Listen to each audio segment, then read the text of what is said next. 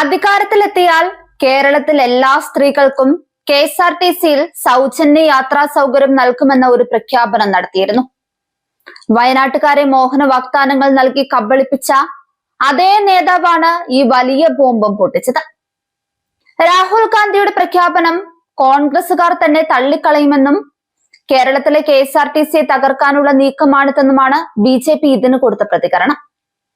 ലോക്സഭാ പ്രതിപക്ഷ നേതാവിന്റെ പ്രഖ്യാപനം തകർച്ചയുടെ നെല്ലിപ്പടിയിൽ നിൽക്കുന്ന KSRTCയെ കൂടുതൽ തകർക്കാനാണ്. ഇത് കോൺഗ്രസിന്റെ തെരഞ്ഞെടുപ്പ് തന്ത്രത്തിന്റെ ഭാഗമാണെന്നും അധികാരത്തിലെത്താൻ എന്തു വ്യാജവും പറയുന്നത് കോൺഗ്രസിന്റെ സ്ഥിരം പരിപാടിയാണെന്നാണ് BJP ദേശീയ നിർവാഹക സമിതി അംഗം PK കൃഷ്ണദാസ് ഇതിന് മറുപടിയായി പറഞ്ഞത്.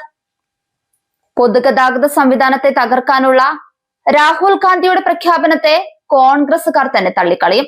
നേരത്തെ ഹിമാചൽ പ്രദേശ്, തെലങ്കാന, കർണാടക തെരഞ്ഞെടുപ്പുകളിൽ നടത്തിയതിന് സമാനമായ കാര്യങ്ങളാണ് കോൺഗ്രസ് കേരളത്തിലും നടത്തുന്നത്.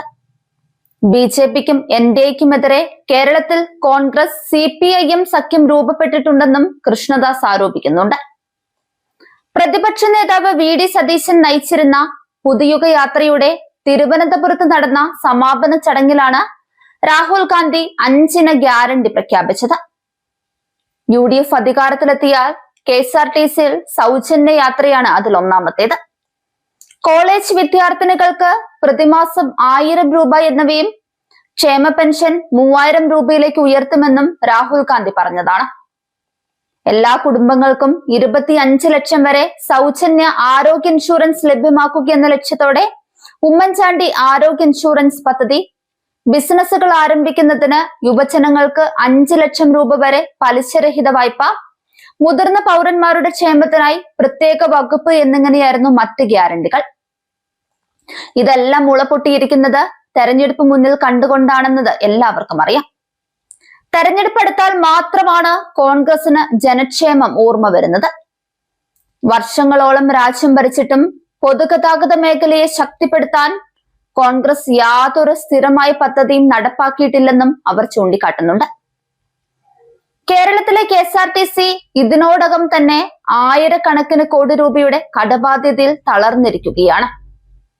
ജീവനക്കാരുടെ ശമ്പളവും പെൻഷനും പോലും സമയത്ത് നൽകാൻ കഴിയാത്ത അവസ്ഥയിലാണ് കോർപ്പറേഷൻ ഉള്ളത്. ഇത്തരമൊരു സ്ഥാപനത്തിൽ സാമ്പത്തിക അടിസ്ഥാനമില്ലാത്ത വാഗ്ദാനങ്ങൾ പ്രഖ്യാപിക്കുന്നത് ജനങ്ങളെ തെറ്റിദ്ധരിപ്പിക്കുന്ന രാഷ്ട്രീയ നാടകം മാത്രമാണെന്നാണ് BJP ആരോപണം.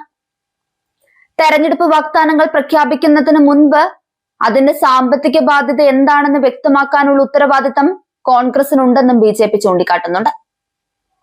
KSRTCയിൽ സൗജന്യ യാത്ര അനുവദിച്ചാൽ അതിന്റെ ചെലവ് ആരാണ് വഹിക്കുക എന്ന ചോദ്യത്തിന് കോൺഗ്രസ് മറുപടി പറയില്ലെന്നും വിമർശനം ഉയരുന്നുണ്ട്.